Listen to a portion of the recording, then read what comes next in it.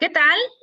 Bienvenidos a una nueva emisión de Con los Refugiados, el programa que producimos ACNUR, que es la Agencia de la ONU para los Refugiados, y Justicia TV. Soy Silvia Garduño y me da muchísimo gusto saludarles. La verdad es que ya tenía tiempo que no conducía yo el programa. Este programa se conduce desde la Unidad de Información Pública de ACNUR México, y en ocasiones está mi compañera Angie Montes, a veces pueden ver a Valeria Berumen, y también me toca a mí estar conduciendo este programa. Nos da muchísimo gusto a las tres poder llegar a sus hogares para hablar sobre todo de temas que tienen que ver con personas refugiadas.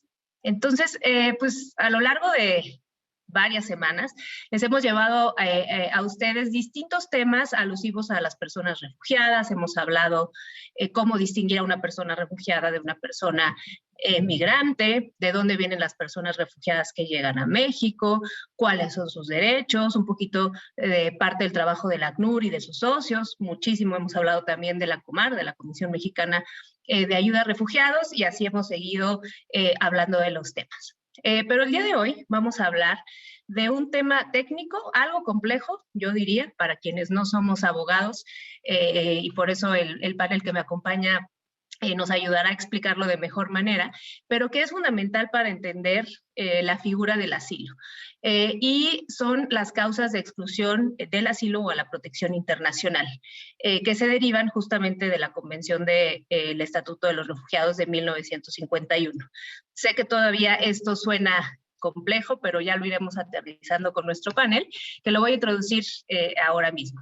Hoy nos acompaña Dania Ortega, que es directora de Protección y Retorno de la Comisión Mexicana de Ayuda a Refugiados. Muy bienvenida, Dania, a este programa. También nos acompaña por parte del área de asilo de la Comisión Mexicana de Defensa y Promoción de los Derechos Humanos, Daniela Reyes. Muchísimas gracias, Dani, por estar con nosotros el día de hoy.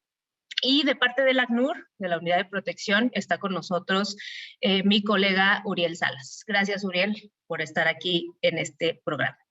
Vamos a iniciar contigo, Uriel, para que nos expliques un poco las generalidades de estas causas de exclusión, que según yo ahorita para la audiencia no se entiende en absoluto de lo que estoy hablando, pero ya se irá entendiendo, según la Convención del 51 y la naturaleza de su existencia.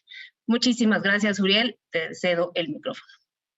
Gracias a ti, Silvia. Pues coincido contigo respecto a la complejidad del tema, y trataré de abordar de la mejor manera este reto principal de establecer las generalidades, pero estoy seguro que Dani y Daniela, como expertas en este tema, me complementarán en virtud del poco tiempo que tendremos en cada una de las secciones. Pero bueno, directamente me quiero remitir al artículo primero, el primero de la Convención de 1951 sobre el Estatuto de los Refugiados. Desde este primer artículo, la Convención establece ciertos supuestos, circunstancias en la que la protección establecida en esta misma Convención no será aplicable.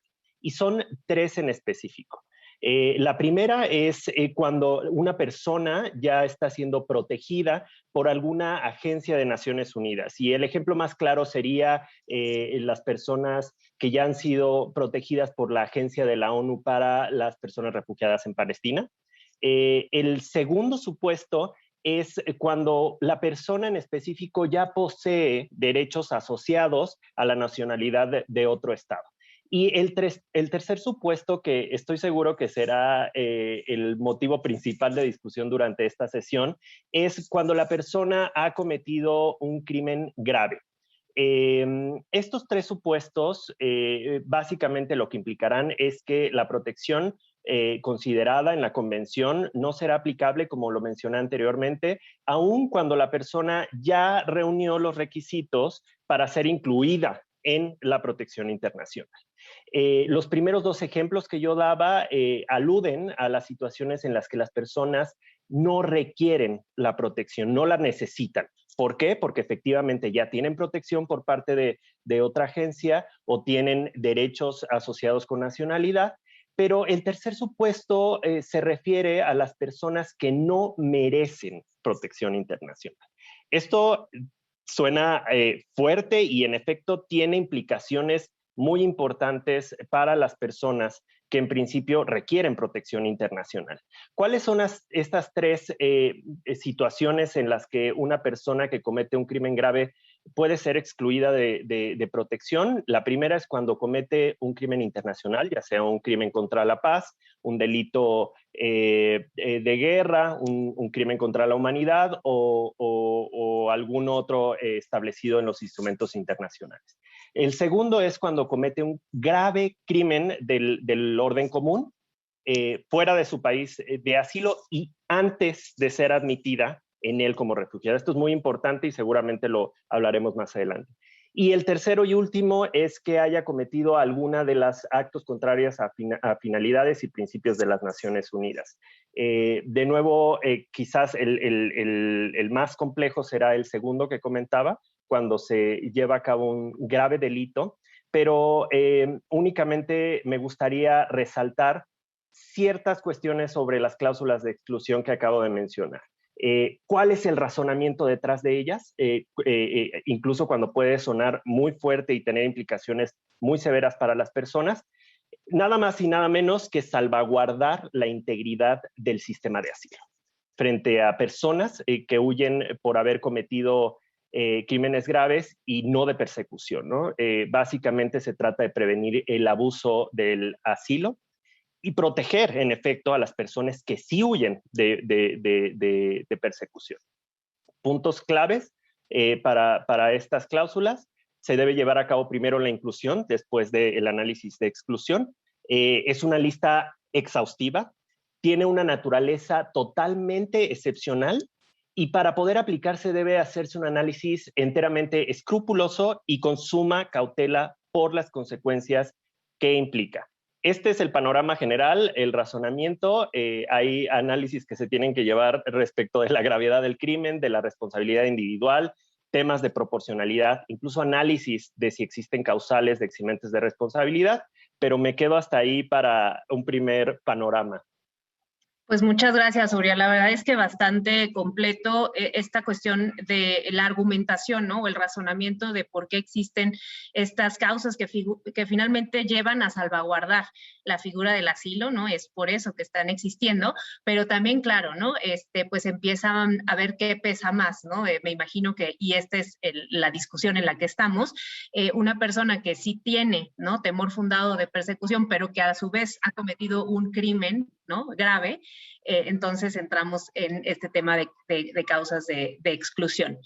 Reitero, haber cometido un delito grave, un crimen internacional o alguna conducta contraria a los principios de Naciones Unidas, más o menos lo que nos ha dicho Uriel, pero quisiera yo pasar con Comar, con Dania, porque es la Comar quien día a día pues ve este tema de manera muy importante, lo analiza y lo aborda. Entonces, Dania, no sé si nos pudieras dar primero un panorama muy general de cómo es en el día a día el trabajo de la Comar en este tema tan específico. Claro, muchas gracias Silvia por la invitación y también buenos días a mis compañeros panelistas. Bueno, para abordar este tema, como ya lo comentaban, sumamente complejo, es de importancia que podamos retomar lo que es el procedimiento de elegibilidad y lo que es la inclusión en el estudio de reconocimiento de la condición de refugiado. Y ahora me explico a qué me refiero. Durante este procedimiento hay distintas etapas que se tienen que desahogar desde la Comar para poder realizar este estudio y llegar a una resolución final. Entre estas etapas, la primera de ellas, y que es la clave de acceso al procedimiento, es el registro en sí. Iniciar con una solicitud que una persona así no lo manifieste y otorgarle la documentación necesaria que acredite que, en efecto, el gobierno mexicano, a través de la Comisión Mexicana de Ayuda a Refugiados, estamos realizando el estudio de su caso. Una segunda etapa bastante importante es que por ley nosotros tenemos la obligación de consultar a la Secretaría de Relaciones Exteriores cuáles son las condiciones prevalecientes en el país de origen de los solicitantes. Tener entrevistas personales con cada uno de los solicitantes para conocer cuáles fueron los motivos por los cuales salieron de su país de origen. Y finalmente, con toda esta información, poder hacer el estudio del caso y emitir una resolución. Lo que nosotros necesitamos conocer para poder desahogar este análisis, y normalmente es la información que recabamos durante las entrevistas, son, entre otras cosas, los antecedentes personales de las personas, el daño que están alegando, cuáles fueron sus derechos fundamentales transgredidos, el potencial riesgo en su país de origen y cuáles fueron las causas de este riesgo. Como lo comentaba, posterior con todos estos elementos es que nosotros tenemos la posibilidad de realizar un análisis objetivo con base en lo que señala la Ley sobre Refugiados, Protección Complementaria y su reglamento y distintos instrumentos internacionales, como la Convención de 1951 misma y las directrices del Alto Comisionado de las Naciones Unidas para los Refugiados. Lo que necesitamos hacer es determinar si las experiencias de vida de una persona encuadran en alguno de los supuestos o en alguna de las definiciones de reconocimiento de la condición de refugiado establecidas en el artículo 13 de la ley. Y justo como lo explicaba Uriel, una vez que nosotros determinamos que una persona es o puede ser reconocida como refugiado, pero detectamos que existen elementos o existe cierta conducta de la persona que podría encuadrar en una causal de exclusión, es cuando necesitamos entrar a este análisis. ¿A qué nos referimos? A la existencia de algún delito grave, un crimen internacional o una conducta contraria a los principios de Naciones Unidas. Para esto, les explicaba un poco cuál era el proceso de las etapas del estudio de elegibilidad, porque para nosotros poder entrar a un análisis de exclusión es necesario primero incluir, es decir, señalar que una persona en efecto posee un temor fundado de persecución o un riesgo en caso de volver a su país de origen y cumpliría con los requisitos o los elementos para poder ser reconocido como refugiado, pero derivado de estas conductas o estas situaciones que la persona señala haber cometido en su país de origen, también este es un elemento importante, que este tipo de conductas debieron haberse cometido fuera del país destino, es decir, en este caso fuera de México, para que entre en la competencia de la Comar poder hacer el análisis de estas cláusulas.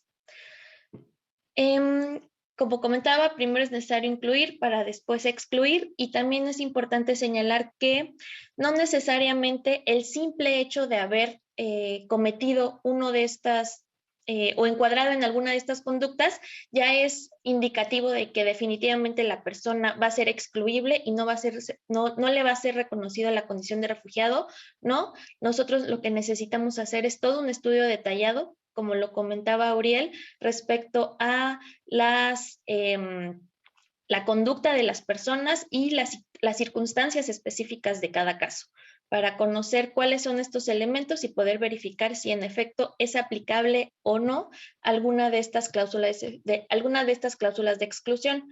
Como lo comentaba, es un tema de demasiado cuidado, sobre todo por las implicaciones que la aplicación de estas cláusulas podría llegar a tener para cada una de las personas. Y por lo pronto, me parece que lo dejaría hasta aquí para poder seguir en la discusión. Muchas gracias, Dania. Sin duda, interesante. O sea, el tema sí es complejo, pero también es interesante porque también nos habla del trabajo técnico que tiene que hacer la Comar, que muchas veces cuando solo hablamos de número de solicitudes de asilo y tal, no nos damos cuenta, ¿no?, de todo el trabajo que hay detrás y que esta es una parte de, ¿no?, en estos casos donde se analizan estas causas de exclusión. Muchas gracias por tu respuesta. Voy a pasar con Daniela. Desde la sociedad civil también nos interesaba escuchar la posición, porque si tomamos un contexto como el de México y tomando en cuenta que la mayoría de las personas que llegan a México vienen de países centroamericanos, países afectados, ¿no?, por un tema de violencia pues generalizada, imagino que el hecho de que una persona que solicite asilo en México y que haya cometido un crimen, bueno, puede haber como casos asociados justamente a estos contextos de violencia. Entonces, Daniela, si nos puedes dar un comentario al respecto para cerrar este primer bloque. Hola, muchas gracias por la invitación. Saludos a mis colegas que están en el panel. Creo que a mí me gustaría insistir con esto que ya han mencionado de la importancia de que el análisis sea meticuloso, de que se rija por un principio de excepcionalidad, y yo diría de que incluso se tome en cuenta que el principio básico que se debe de aplicar es la lógica de protección, ¿no? Siempre la protección internacional tiene una relevancia tan grande en la vida, seguridad, libertad, integridad de las personas, que muchas de las directrices del ACNUR para distintos temas hacen mucho énfasis en el tema de la lógica de protección, de que en caso de sospecha protejamos y ya después pensemos si excluimos o retiramos la protección internacional, ¿no? Y creo que ahí algo que es muy importante son los retos que se enfrentan, supongo, la Comar y en este caso también las personas solicitantes en el análisis de estos casos, porque justamente no es tan sencillo. Uriel mencionaba al principio algunas cuestiones técnicas que se deben analizar para poder determinar la exclusión de una persona, como sería el tema de la responsabilidad individual, que implicaría determinar si la persona cometió o no los hechos que se alegan, la determinación del delito y su gravedad, que eso quiere decir, bueno, estos hechos que sí cometió la persona son un delito y qué tan graves son, y finalmente pues un análisis de proporcionalidad, es decir, los hechos son tan graves que ameritan el excluir a la persona de la protección internacional, y creo que en estas determinaciones hay muchas cosas que no son tan sencillas de poder concluir, ¿no? Por ejemplo, en el ámbito de la responsabilidad individual, Uriel lo mencionaba, puede haber causas de exclusión de responsabilidad penal, por ejemplo, cuando las personas cometen estos delitos en defensa propia, ¿no? Cuando no hay como una intención detrás, sino simplemente salvaguardar la propia vida. Hay otros casos que son muy comunes, sobre todo pensando en el contexto de personas centroamericanas que vienen a México, los casos de reclutamiento forzado, ¿no? De niños, niñas, adolescentes que fueron reclutadas forzadamente por grupos de delincuencia organizada y que muchos de los delitos que pudieron haber cometido están vinculados con que fueron obligados a través de amenazas, a través de actos de tortura. Entonces, este tipo de situaciones se deben de tomar en cuenta y no son tan fáciles de determinar. No es simplemente como saber hiciste esto o no, sino investigar qué hay alrededor para determinar si hay causales que puedan excluir la responsabilidad individual. En el caso de la determinación del delito, hay otras cuestiones que también me parecen interesantes, que es, bueno, ya determinamos que la persona de quien se está analizando su caso sí cometió los actos que se imputan. Podemos determinar incluso que fueron delitos, pero ¿qué pasa con las personas que ya cumplieron o no su sentencia, que fueron sentenciadas, si fueron sentenciadas o no, y si cumplieron esta pena en su país de origen? ¿Qué pasa si ya hubo pues un resarcimiento por los actos cometidos, ¿no? ¿Cómo se valora eso dentro de la solicitud de asilo en México? También, ¿qué pasa si no cumplieron, si fueron sentenciadas y no cumplieron su pena, pero no la cumplieron debido a que la situación de persecución les obligó a abandonar su país de origen y por lo tanto esa pena, esa sentencia se quedó pendiente? Y la otra cosa que me parece importantísima y que es muy, muy compleja y que lo vemos a través de las resoluciones y los análisis que hace la Comar es cómo determinamos la gravedad del delito. ¿Qué utilizamos para determinar que una conducta es grave? Porque, bueno, si nos referimos, por ejemplo, a los códigos penales de los países, nos podemos dar cuenta que en algunos casos, a lo mejor extremos, puede haber conductas que son un delito en un país y en otro no. Y ahí viene, por ejemplo, el tema de la orientación sexual o la identidad de género diversa, ¿no? En países que lo penalizan todavía. Pero puede haber otras situaciones que no son tan extremas, o pueden parecer no tan extremas, como el consumo de sustancias adictivas, ¿no? En este caso, el consumo puede estar sancionado en algunos países, en otros no. ¿Y cómo hacemos esa evaluación de la gravedad? ¿Qué es lo suficientemente grave para que una persona pueda ser excluida de la protección internacional? Y finalmente, en el análisis de proporcionalidad, creo que también hay otras cuestiones parecidas a estas preguntas que tenemos, que es, al final de cuentas, si ya determinamos que una persona cumple con un riesgo fundado de persecución, pero también determinamos que cometió un delito grave, ya independientemente de las variables que hayamos tomado en cuenta para llegar a esa conclusión.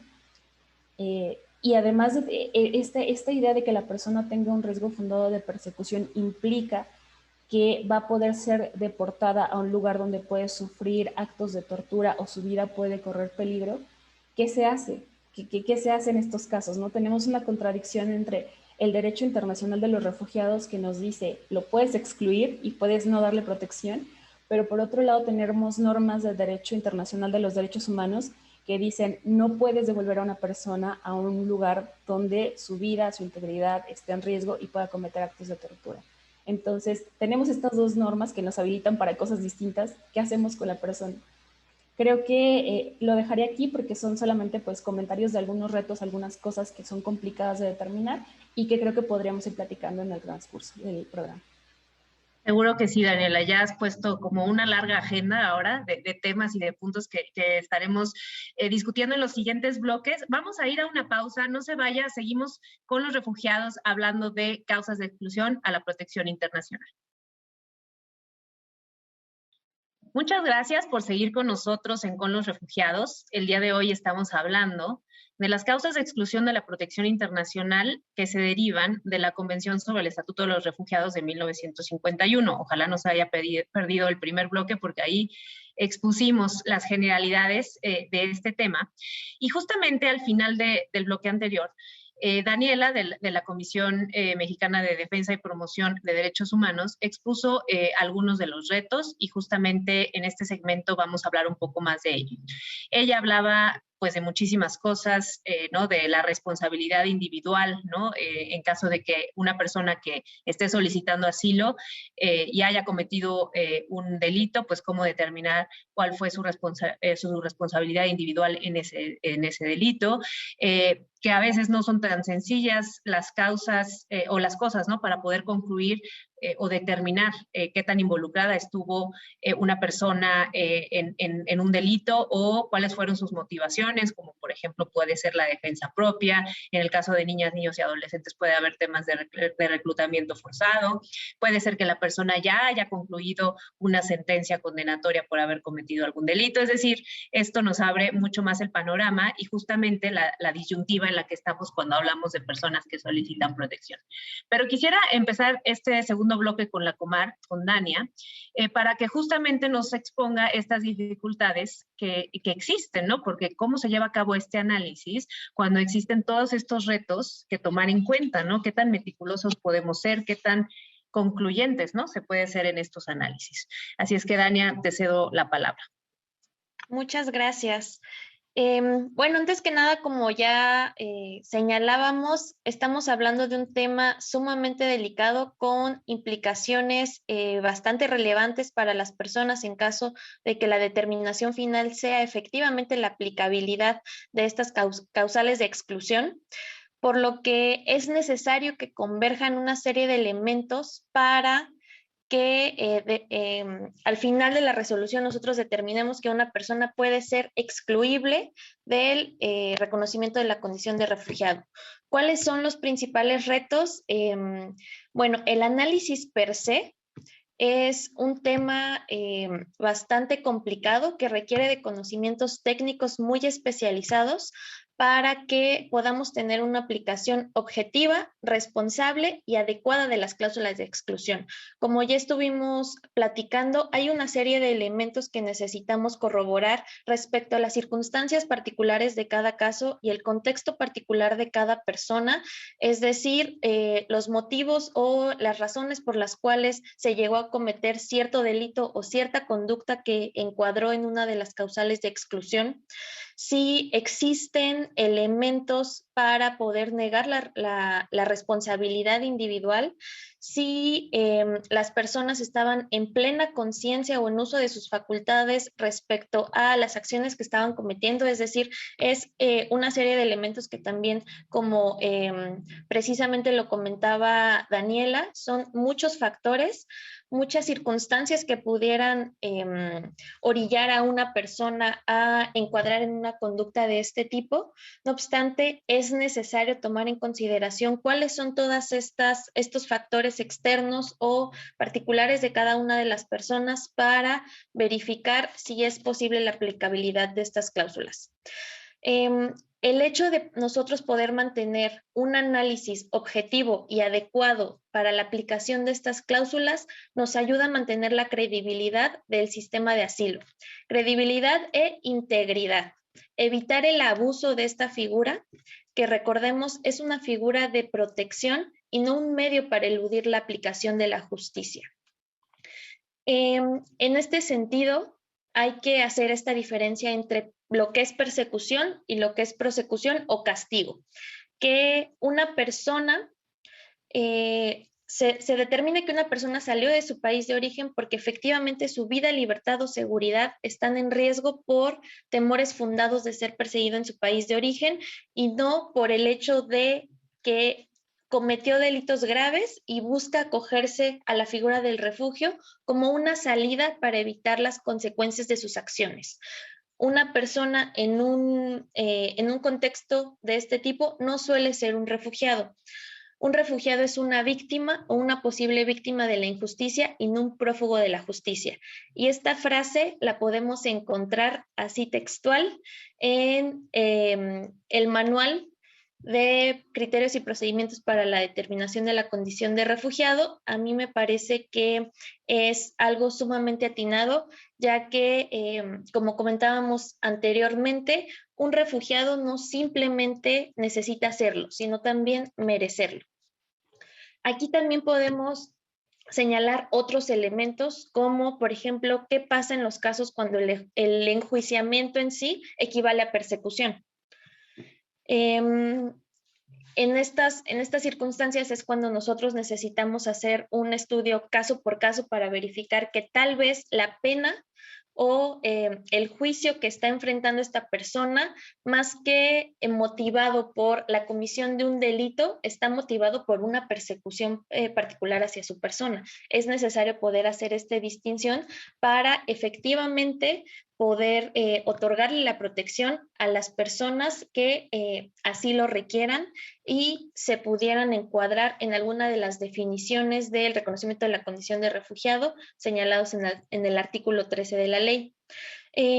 Para esto es necesario retomar la complejidad de un análisis tan técnico. Para eso es que nosotros trabajamos constantemente en la especialización del personal para que puedan tener los conocimientos adecuados en el estudio y la aplicación de estas circunstancias particulares, un entrenamiento continuo en el trabajo diario, capacitación. También nosotros contamos con un plan nacional de capacitación en el cual estamos profesionalizando constantemente a los funcionarios de las distintas áreas de la Comar, en este caso muy particularmente a los oficiales de protección, que son los funcionarios que se encargan de hacer el estudio de las entrevistas y el estudio de los casos, y ir especializando también al personal para distintos temas, en los cuales el tema de exclusión es uno de los más complejos, por lo que necesita mayor atención. En este Plan Nacional de Capacitación nosotros contamos con la colaboración de distintos actores, como el mismo ACNUR, sociedad civil, incluso la Comisión Nacional de Derechos Humanos, distintos actores para nosotros tratar de tener una capacitación, una preparación integral para poder hacer frente a todos estos retos que se nos enfrentan derivado de la diversidad de circunstancias que podemos tener frente a nuestros ojos al momento de que tenemos a una persona solicitante de asilo. Hablar de que el año pasado, bueno, desde 2019, recibimos cerca de 70,000 solicitantes en 2020 derivado por esta situación atípica de la pandemia. La cifra descendió a cerca de 40,000 y ahorita en los primeros meses del año ya estamos rebasando esos 40,000. Quiere decir que son en 2021 40,000 personas con historias distintas, con 41,000 circunstancias diferentes por las cuales salieron de su país de origen. Entonces necesitamos estar preparados para poder afrontar y abordar qué tanto puede ser esa multiplicidad de situaciones y poder nosotros realizar, como comentaba, estudios justos, pero sobre todo objetivos, que nuestras decisiones estén apegadas precisamente a estos criterios. Claro, muchas gracias, Dania. Y tocas o sea, como creo que puntos súper importantes, ¿no? La cuestión del personal especializado que requiere la Comar para atender tantas solicitudes, claro, ¿no? Es un trabajo monumental y que, claro, ¿no? Cada vez se va a requerir más y que qué bueno que tengamos personal cada vez más capacitado y especializado. También hablabas de esta importancia de evitar el abuso sobre la figura del asilo, que es importante y que al final, pues es lo que está determinando que existan, ¿no? Estas causas de exclusión pues caso por caso, el análisis, qué tan preciso tiene que ser y que justamente contar con ese personal, pues es lo que justamente requerimos. Sin duda también se abre mucho la discusión y ahora lo veremos con los otros dos panelistas. Con Uriel yo quería abordar primero el tema, y ya lo tocaba Daniela en su primera intervención, de niños, niñas y adolescentes que pudieran estar, pues ahora sí que bajo alguna o motivo de exclusión, ¿no? Estamos hablando de menores de edad que de alguna manera se vieron involucrados con algún tema que tiene que ver con crímenes, pero pues sabemos su condición de niñez, ¿no? Que también busca protección. Entonces, en ese sentido, Uriel, danos un poco de luz respecto a qué ocurre en estos casos o cuál es el análisis que sucede en ellos. Claro que sí, sí, en efecto, tanto Dania como Daniela creo que ya han tocado temas en donde nos podríamos quedar horas discutiendo, en realidad, como bien señalaba Daniela, lanzando ciertas bombas técnicas de la dificultad que plantea o la rigurosidad que plantea el análisis de exclusión. Podríamos discutir de proporcionalidad, de gravedad del crimen, de cómo se determinan las causales que eximen responsabilidad, y sin lugar a dudas el tema de niños, niñas y adolescentes vis-a-vis las cláusulas de exclusión es de suma relevancia. Creo que resaltar que ya se ha mencionado y reiterado varias veces que se debe realizar un análisis riguroso y de suma cautela al aplicar cláusulas de exclusión, y cuando se involucran a niños, niñas y adolescentes se hace aún más necesario este análisis excepcional, riguroso y restrictivo. Quiero señalar que en principio las cláusulas de exclusión pueden ser aplicadas a niños, niñas y adolescentes, pero se deben de tomar en consideración diferentes cuestiones. La primera es que debe tener el niño, niña y adolescente la edad de responsabilidad penal, y esto involucra dos cuestiones muy particulares. La primera es que debe contar con la edad mínima efectivamente de responsabilidad criminal contemplada en el país de asilo, y esto también, de acuerdo a las directrices del ACNUR, se debe contemplar la norma internacional también, ¿no?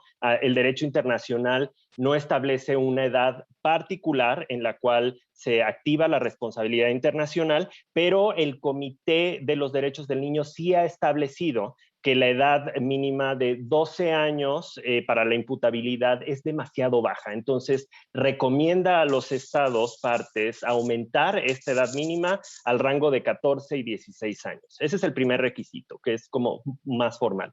Y el segundo requiere un análisis mucho más específico que tiene que ver con la madurez, con la capacidad mental de niños, niñas y adolescentes. Mientras menor sea el niño, niña o adolescente, la presunción de que no exista dicha capacidad es mayor. Entonces, esa sería una primera cuestión respecto a la edad. La segunda es, se tiene que hacer un análisis de las posibles circunstancias que niegan la responsabilidad, como ya se había mencionado, y un análisis de proporcionalidad. Y en estos dos análisis es importante tomar en cuenta situaciones como las razones para unirse a un grupo delictivo, por ejemplo, qué tan voluntario realmente es esta unión, tomar en cuenta que niños, niñas y adolescentes son primero víctimas, ¿no? de reclutamiento antes que nada, y las consecuencias de rehusarse a esa afiliación, que tiene mucho que ver con la parte de voluntad. El tiempo que permaneció en ese grupo, las posibilidades de participar o no en ese tipo de actos y de escapar, el uso obligado de drogas, la promoción dentro del grupo con base en actos realizados, También incluso el nivel de educación, de comprensión, el contexto del niño, niña y adolescente, posibles traumas, abusos, maltratos que haya sufrido el niño, niña y adolescente resultado de esta participación. Entonces, reiterar el mensaje de lo riguroso, lo cauteloso que debe de ser este análisis y además este tipo de factores que sin lugar a dudas deben tomarse en cuenta en estos perfiles, además de salvaguardas procesales, ¿no? La necesidad de que sea revisado este tipo de decisiones por superiores, por personas especializadas. Y hasta ahí me quedo. Pues muchas gracias, Uriel. O sea, incluso podríamos hablar solamente del tema de niñez, ¿no? Como que con todas las cuestiones que mencionas sobre la edad, ¿no? Sobre toda la especialización que se requiere también del personal para que pueda valorar estos casos, pues es sin duda también un tema interesante y puede ser también controversial, ¿no? Y por eso también lo estamos abordando aquí. Vamos a cerrar nuevamente el bloque con Daniela, que me interesa mucho, sí, la postura, si tienes también algún comentario sobre el tema de niñez, y sobre todo los comentarios que se han hecho al inicio, pues hablaba Dania, un poco de proteger o de la salvaguarda del sistema o de la figura del asilo, y decía que pues esto no era para eludir la justicia, ¿no? O sea, no, y que un prófugo de la justicia, un refugiado no era un prófugo de la justicia, ¿no? Si no mal recuerdo usó esa frase, pero tú mencionabas en el primer bloque que ante la sospecha mejor protejamos. Siento que puede haber muchísimo debate al respecto, pero no sé si quieras ahondar más en este respecto para cerrar el segundo bloque. Sí, muchas gracias. Justamente me llamó mucho la atención estas frases que citaba Dania, que vienen justamente también de algunos instrumentos en materia de derecho internacional de los refugiados. No solamente esta idea de que una persona refugiada no es prófuga de la justicia, sino también la frase de una persona refugiada no solo debe serlo, sino merecerlo. Y me parece que podemos complejizar este análisis incluyendo precisamente las normas o la lógica del derecho internacional de los derechos humanos, ¿no? Creo que vale la pena recordar que el sistema de refugio, el sistema internacional de refugio, está basado en una lógica que a lo mejor no necesariamente tiene incluidas o incorporadas las obligaciones de derechos humanos. A lo largo de los años, desde que se creó la Convención sobre el Estatuto de Refugiados, el derecho internacional de los derechos humanos se ha desarrollado mucho. Las obligaciones también han sido ampliadas de manera interpretativa por organismos internacionales. Y creo que ahí es o sea, nos presenta una posibilidad, una oportunidad para analizar esta parte de una persona refugiada debe de merecerla, porque yo lo plantearía de esta forma. ¿Una persona debe merecer tener derechos humanos? Si lo vemos desde la lógica de que las normas de prohibición contra la tortura, por ejemplo, excluyen o prohíben que una persona pueda ser expulsada hacia un lugar donde su integridad corra peligro y tenga la posibilidad de sufrir este tipo de actos, que es un poco la lógica del sistema de refugiados y de las cláusulas de exclusión, ¿no? Es una réplica en el ámbito del derecho internacional de los derechos humanos. Y pues realmente no, las personas no tienen que merecer tener derechos humanos, todas las personas tienen todos los derechos y solamente la discusión está al final en la manera en la que se garantizan y quién tiene la obligación de garantizarlas. Entonces ahí creo que quizás convendría hacer un análisis más actualizado de estas figuras, ver qué tanto realmente las figuras de las causales de exclusión de la condición de refugiado están realmente cumpliendo su objetivo de proteger el sistema de asilo, porque, bueno, o sea, quizás es parte del trabajo que hacemos en sociedad civil, un poco de cuestionar muchas cosas, pero creo que hay otras medidas que son mucho más importantes para mantener la integridad del sistema de asilo, como financiamiento adecuado para las autoridades que se encargan de determinar este tipo de casos, ¿no? Como la Comar. O sea, creo que ahí habría que detenernos a analizar qué tanto estamos cumpliendo con los objetivos que tiene esta figura, qué tanto esta figura ya está desactualizada y qué tanto realmente es acorde a obligaciones internacionales de derechos humanos. Porque me parece que podríamos estar cayendo en la utilización de una figura que a lo mejor ya está un poco atrasada y que solamente está dando como consecuencia poner en riesgo de los derechos humanos de las personas y particularmente generando alguna especie de discriminación en contra de personas que han tenido antecedentes penales previo a el temor de persecución que les hizo salir de su país de origen. Pues muchísimas gracias, Daniela. Lo bueno que estamos en Justicia TV y habrá muchos abogados y abogadas escuchando estos temas y ya esperemos que haya también comentarios ¿no? y retroalimentación justamente de los temas que pone sobre la mesa. Nosotros nos vamos a pausa, no se vaya, regresamos, estamos con los refugiados. Muchas gracias por continuar sintonizando con los refugiados. El día de hoy hablando de las causas de exclusión a la protección internacional. En el bloque anterior, Daniela nos hablaba de pues este choque, si es que hay un choque, entre el derecho internacional de los refugiados contra el derecho internacional de los derechos humanos, ¿no? Hablaba que pues ahí todavía puede haber un debate. Y me gustaría un poco que Uriel nos hablara justamente de estas ¿no? Dos grandes bloques, derecho internacional de los refugiados, derecho internacional de los derechos humanos, hacia dónde vamos, ¿no? ¿Qué es más fuerte que otro, es uno más fuerte que el otro o no? Cuéntanos un poquito de eso y también qué pasa cuando una persona es excluida y no es reconocida como persona refugiada. Sí, muchas gracias, Silvia. A mí me parece sumamente interesante todo lo que ya ha comentado mis colegas Dania y Daniela, precisamente cuál es el rol, ¿no? Entre las normas de derecho internacional de los refugiados y el derecho internacional de los derechos humanos. Y yo creo que lo relevante aquí a resaltar desde mi punto de vista es la complementariedad que debe existir entre ambas ramas del derecho internacional, ¿no?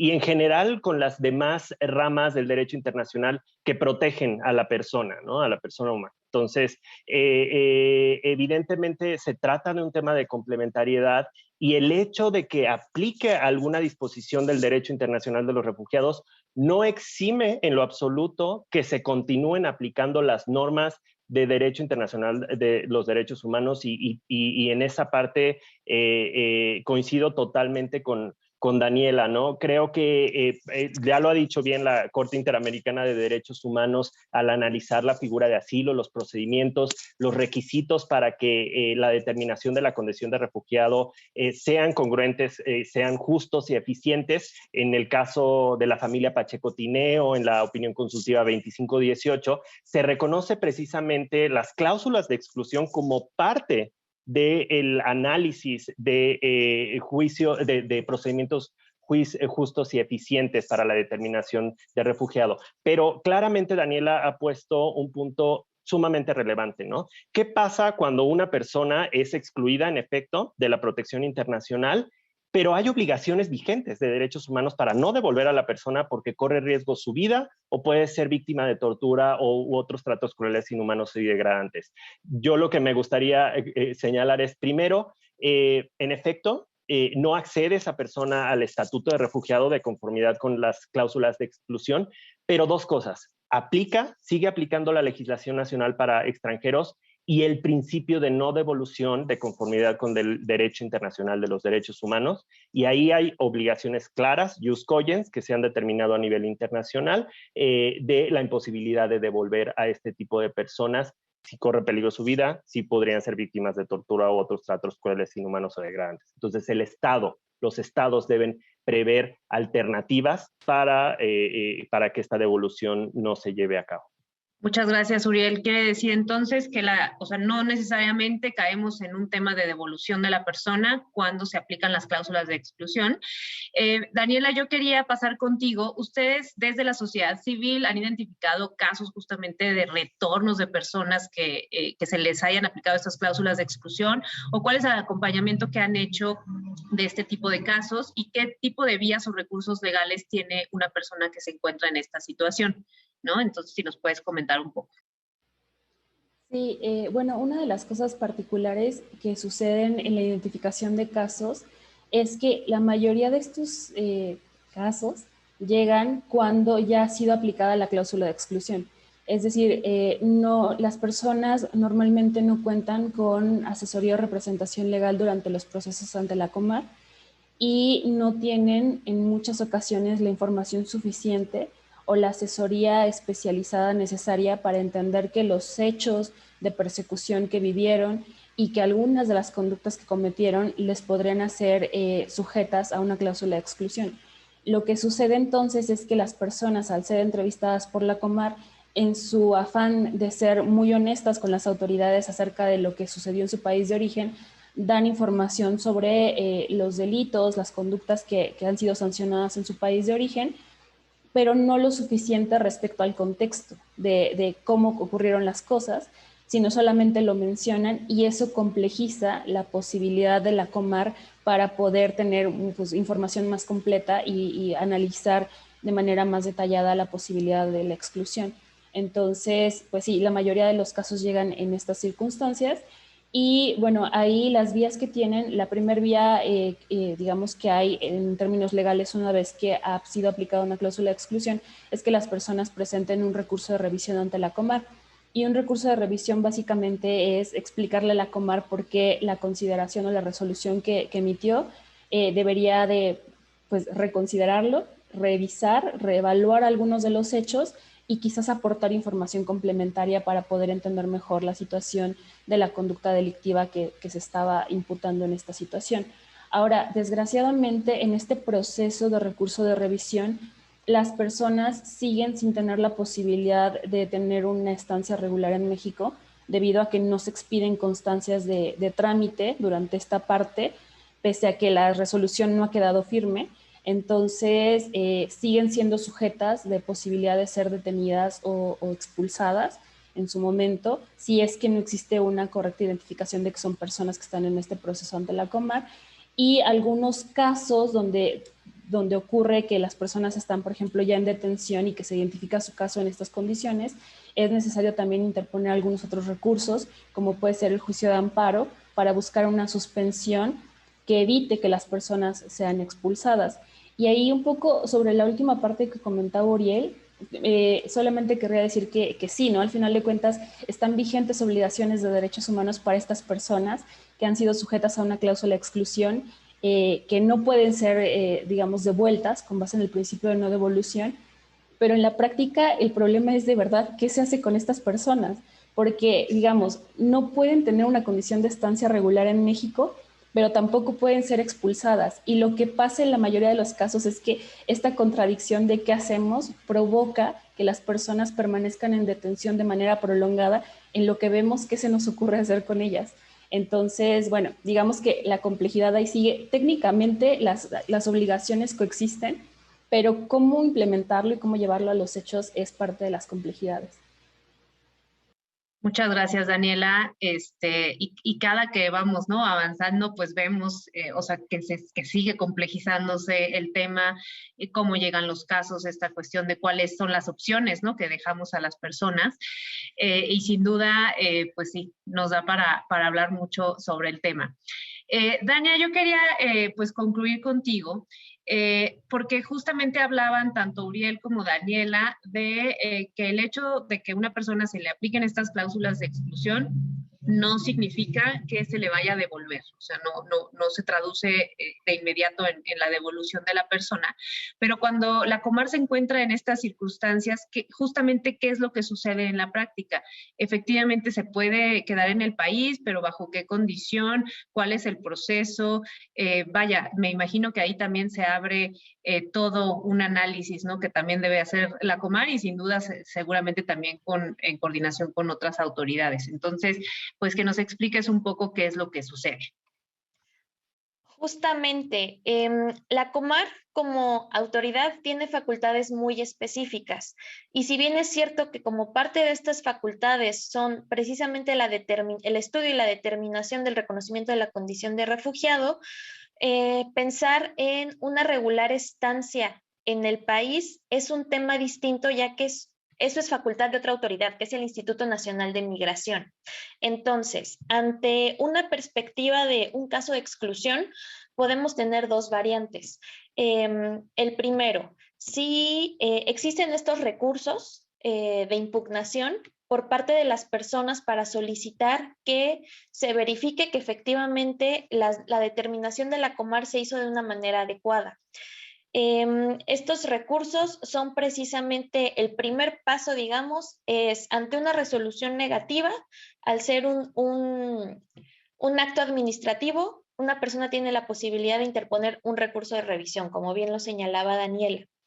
Este recurso de revisión se presenta directamente ante la Comar y es otra dirección, una dirección revisora por parte de la Comar que verifica que efectivamente el análisis se haya hecho de manera adecuada con apego a los principios del debido proceso. Si se hace todo un estudio del recurso de revisión, si en dado caso este recurso de revisión llegase a confirmar la determinación de la Comar, existen medios adicionales como por ejemplo un juicio contencioso administrativo o un juicio de amparo para poder tener estas posibilidades de revisar cuál fue la decisión.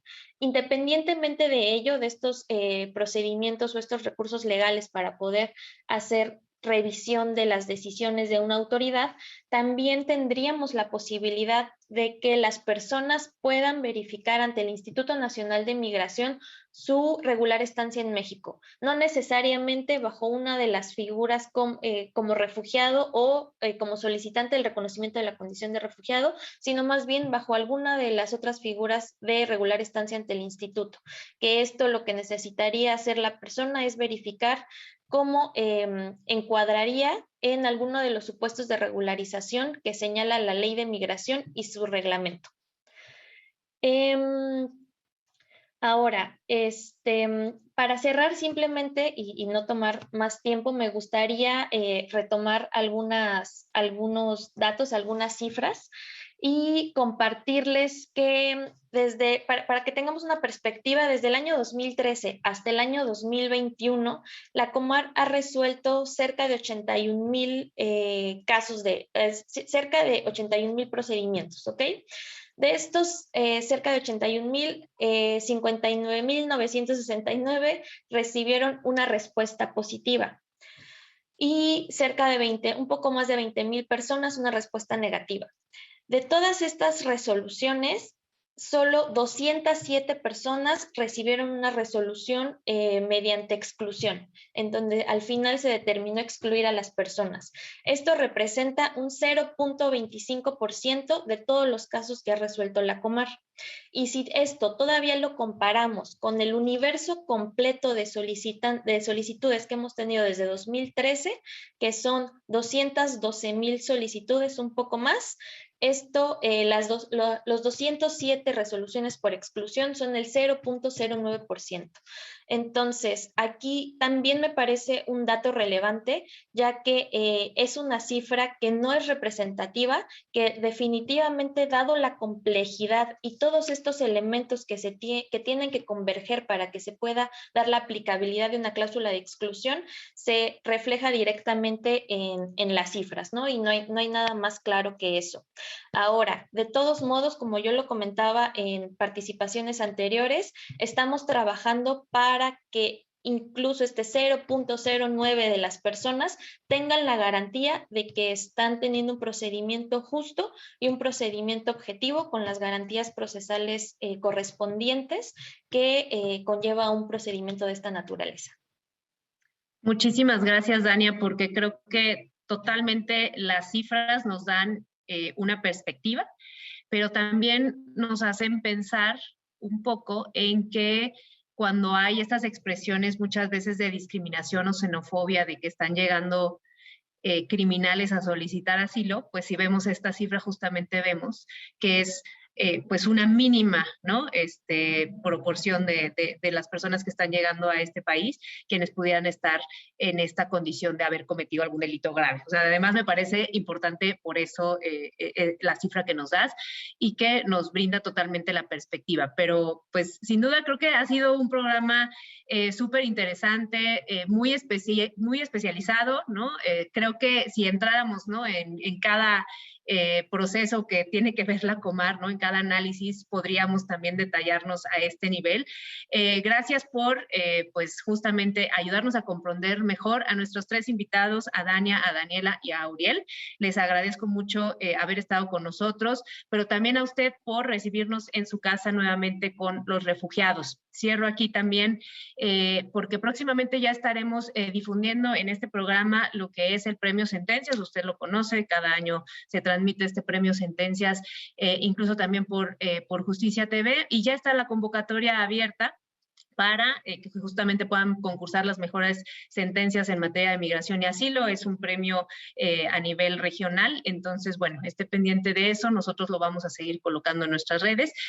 Yo soy Silvia Garduño, muchísimas gracias por acompañarnos, no se pierda con los refugiados, estamos cada miércoles. Gracias.